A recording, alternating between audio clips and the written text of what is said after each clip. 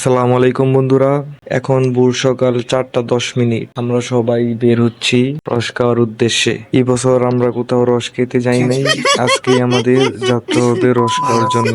First এই চালাতি বালাস করে এই দফা দে উড়ন্ত পাখি বের হয়ে গেছি রস খাওয়ার উদ্দেশ্যে। এ হলো পাঠাবাপি, এ হলো গোবিন্দ, এ হলো জারিফ মহোদয়, এ হলো জারিফ আল্লাহ, এই দে ব্লগার সিফাত, তারপরে হইলো ফাহাদ, এই যে সাত, এই যে অয়ন সামনে লয়ন, আর এই যে হইলো ইন্টারনেট আদিত্য, আর এই যে পূজা দীপ্ত, স্টোরি দীপ্ত নতুন নাম। এই হইলো আমাদের ভাই। এখন আমরা যাচ্ছি গাজীপুরের উদ্দেশ্যে, যাবো রস খেতে।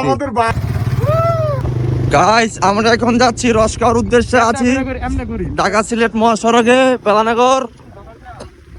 এই তো আমাদের সবাই, এই যে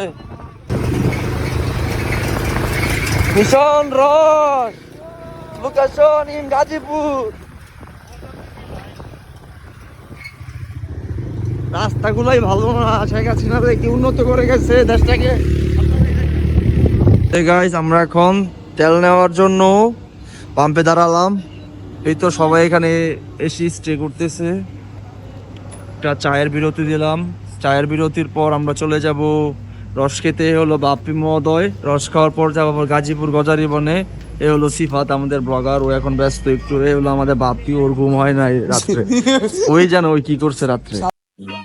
समझ रहे हो समझ रहे हो आप समझ रहे हो ना हमको काज করছে।